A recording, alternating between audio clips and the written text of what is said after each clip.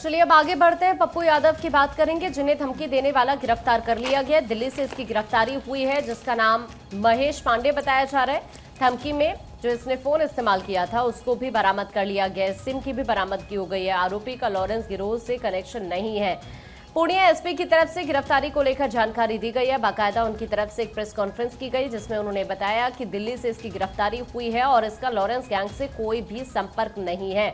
जिस फोन से इसने सांसद को धमकी दी थी उस फोन को भी जब्त कर लिया गया है और अब जो आगामी कार्रवाई है वो शुरू कर दी गई है। ये बताया जा रहा है कि एम जैसे कैंटीन्स में ये शख्स काम कर चुका है और ये भी बताया जा रहा है कि इसका माननीयों से सीधा संपर्क है।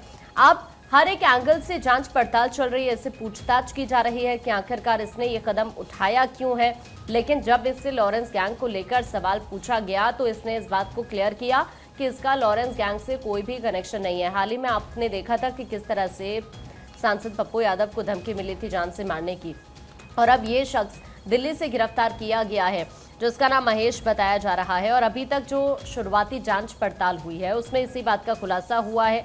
हालांकि अब इसे रिमांड पर लेकर पूछताछ की जाएगी, लेकिन शुरुआती जानकारी ये सामने आ रही है कि इसका जो संपर्क है सांसद के कई सहयोगियों से भी रहा है, जो शुरुआती जानकारी सामने आई है। इसके साथ साथ अब हर एक एंगल से इसकी जांच पड़ताल शुरू हो चुकी है। चूंकि ये भी बताया जा रहा है कि कई नंबरों से धमकियां दी गई थी, जिस नंबर से पहली बार धमकी दी गई थी उसी में इसकी गिरफ्तारी हुई है और अब जो आगामी कार्रवाई है वो शुरू कर दी गई है। ये भी बताया जा रहा है कि एम्स और मंत्रालय की जो कैंटीन्स हैं वहां पर ये काम कर चुका है, लेकिन फिलहाल ये कोई काम नहीं कर रहा था।